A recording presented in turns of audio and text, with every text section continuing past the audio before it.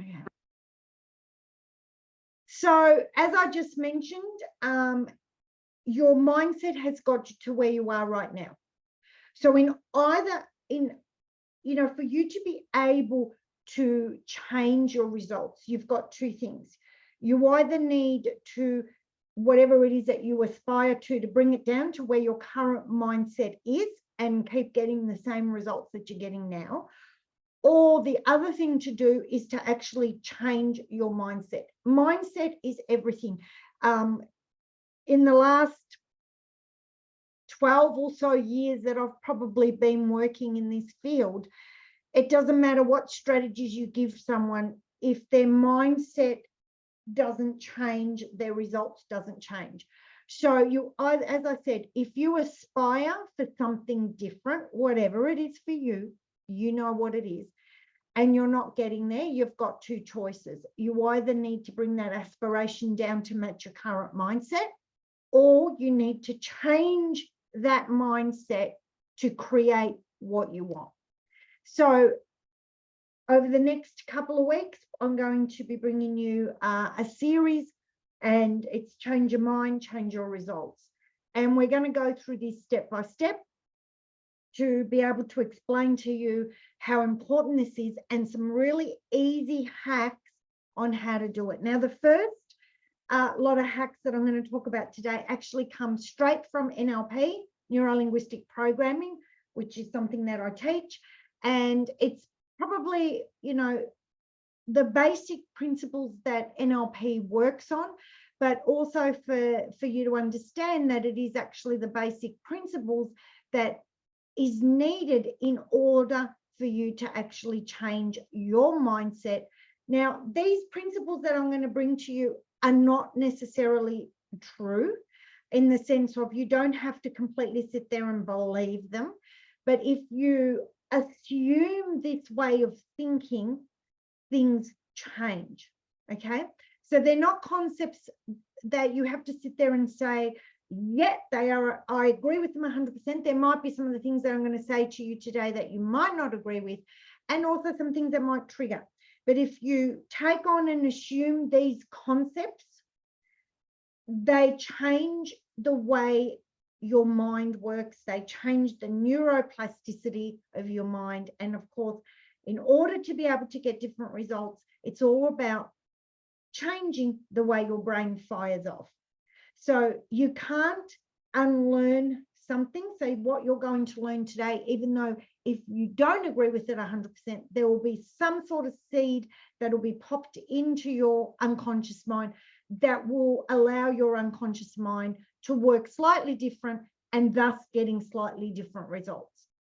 So let's get started. The very first one is cause and effect. We hear this all the time, but I want to talk about what is cause and effect.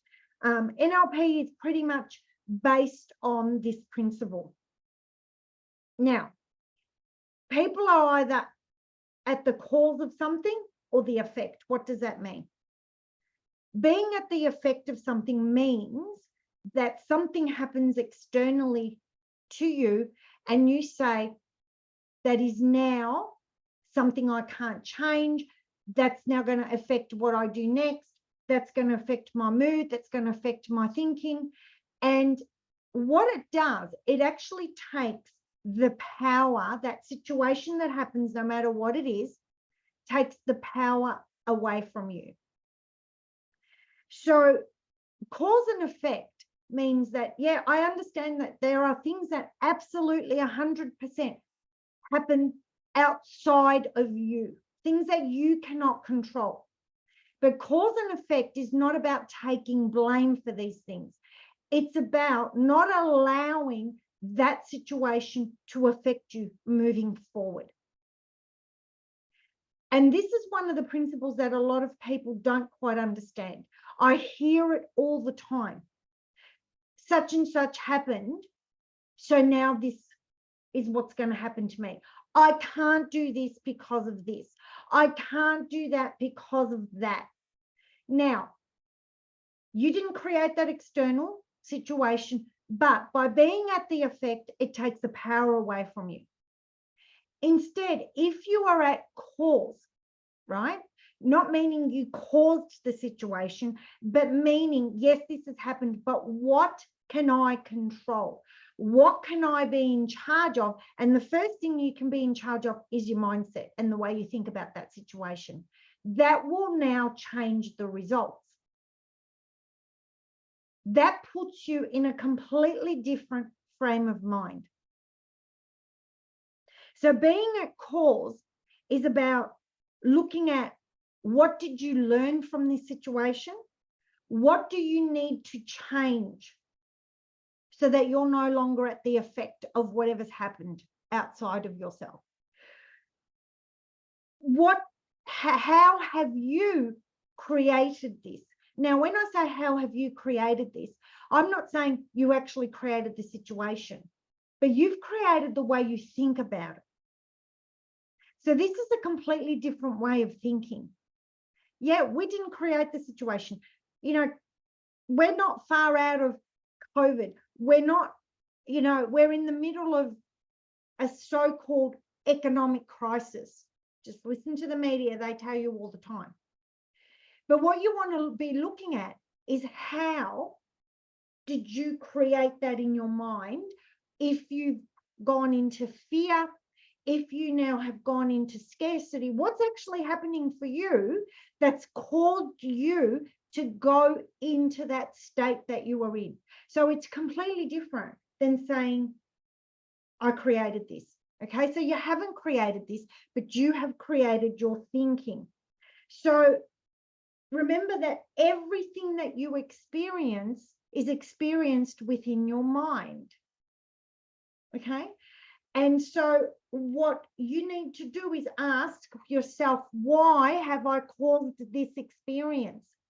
And understanding that will actually start getting you to reframe the experience and actually looking at, well, rather than being at the effect of this, what can I do? It actually sort of pops you into solution mode.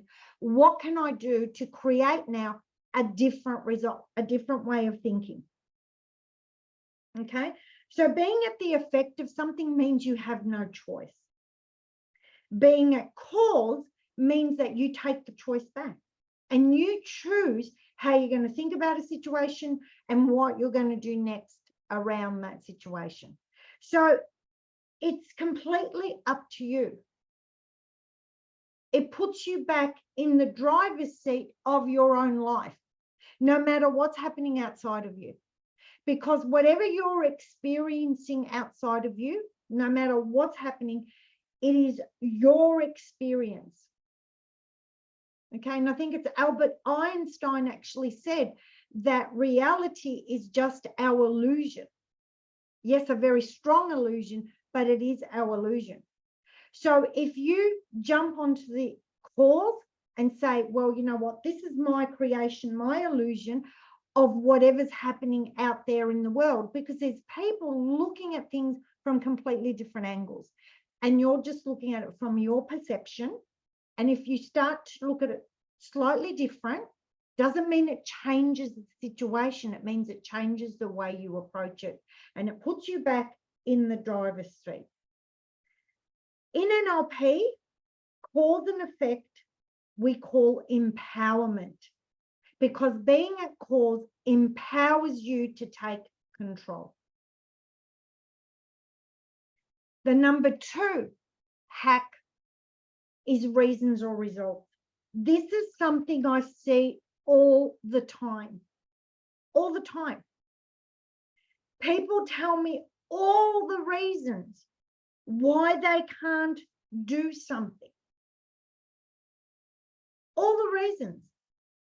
Again, it also goes back to cause and effect.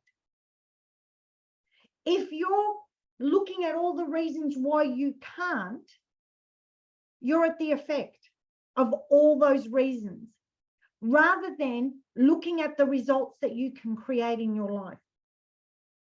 You're either got one or the other. You're either going to live with reasons as to why things don't happen for you or why you can't, or you're going to be on the results side. And that means that there's no reason why you can't do something. You just go out there, you do it to the best of your ability and see what happens. So if you want success in your life, in any area of life, you can't have any reasons. You can't allow yourself to believe there are reasons why you can't do that. Successful people don't accept reasons. They work past them and just keep focusing on the results that they want.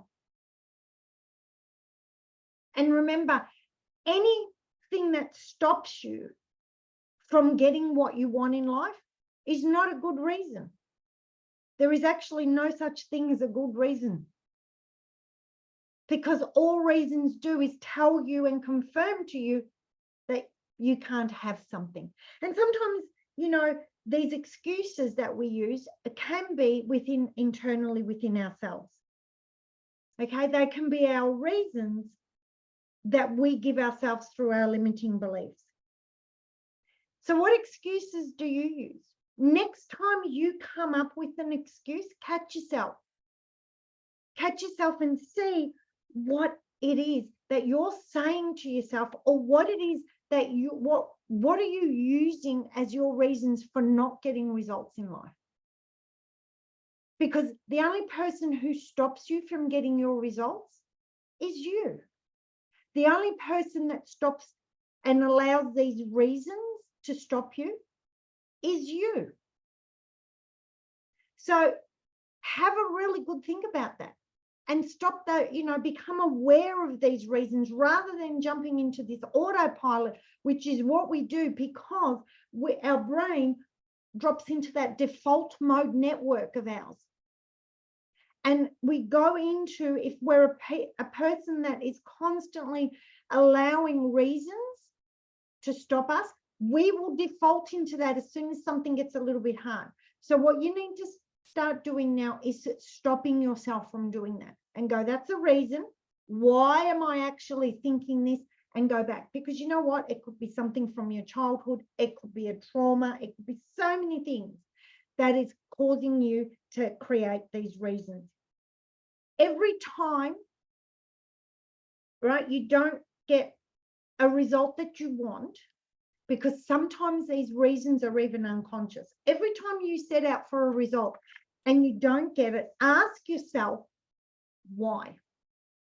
What's the reason that I didn't get it? And all reasons are your limiting beliefs. They're just the things that you tell yourself as to why. And I can guarantee you that if you speak to successful people, they will tell you that they do not let anything get in their way. So what reasons are you allowing to get in your way? Become aware of them, because unless you're aware of them, you can't change them. And that's one of the biggest things that people don't do. They just live on that autopilot, and they don't become aware of what's actually happening for them. The next one is probably one of my favorites. This is actually based on the work of Carl Jung. I love Carl Jung's work. I have done lots of study on Carl Jung. In fact, it was one of Carl Jung's quotes that changed my life, which was, until you make the unconscious conscious, you will call it fate and it will direct your life. That is a quote that completely changed my mind of when I realized that everything that was happening in my life was actually coming from that default mode network, that automatic pilot that I was living on and that I wasn't aware of. Now, Carl Jung's done a lot of work on archetypes, which I love, on shadow self. And the interesting thing about perception is projection, is that everything outside of you is a projection of you, everything. And the reason for that is that everything that you see outside of yourself, your mind has to make sense of it. So you need to have a frame of reference for that already. The interesting thing is that people don't realize this. People look at other people and get annoyed at other people, right? And get annoyed at, traits of other people because they deny those traits within themselves. But for you to be able to see a trait in someone else, you have to have a frame of reference for it. And the fact that you deny it and don't accept your true self of who you are, and we are everything. What happens is the unconscious mind projects it and you see it. You see it being projected to you by other people, and you actually project it out yourself. Again, it's about awareness. If people trigger you, if situations trigger you, if there's things that people do or see, there might be some stuff that I'm triggering you with this morning talking about this. If that's happening for you, you need to not say that's not me, because I see that all the time, because it definitely is you. You might not use that trait in the same way that another person does, but you have that trait as well, and you are rejecting it, and that's why you see it. Once you're aware of it, you can change it. And remember that all you have is your perception of something. That's all you have. So everything that you see outside of yourself isn't necessarily true. It's your perception. And your mind creates that perception within about 30 seconds, possibly less. We have 300 cognitive biases.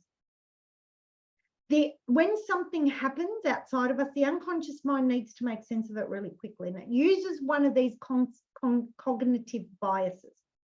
And that cognitive bias is your perception, not necessarily the truth. And as I said, once you become aware of this, you can actually begin to change it. It doesn't mean that you change the other person. It doesn't mean that you change who you are. Perception is projection for me, is very much about accepting